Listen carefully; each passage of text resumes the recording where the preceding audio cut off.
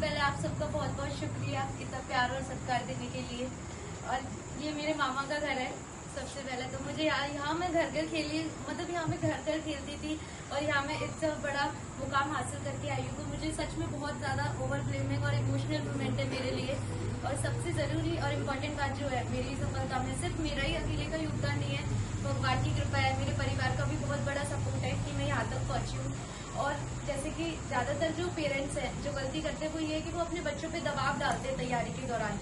तो अगर as a parent मतलब माता पिता के तौर पे आप लोगों को सिर्फ इतना करना है कि आपको अपने बच्चों पे दबाव नहीं डालना है कि आप अगर वो क्रिकेट के फील्ड में अच्छा कर रहा है तो क्रिकेट में भी सफलता है, अगर वो पढ़ाई में कर रहा है तो पढ़ाई में भी सफलता है।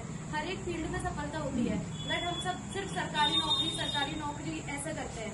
ये हर एक फील्ड अपनी जगह बेस्ट है। अगर हम बच्चे को पुश ना करें और उसे उसके फील्ड में बेस्ट करने दें तो बच्चा अपना मुकाम जरूर हासिल करता है। आप सबको बहुत बहुत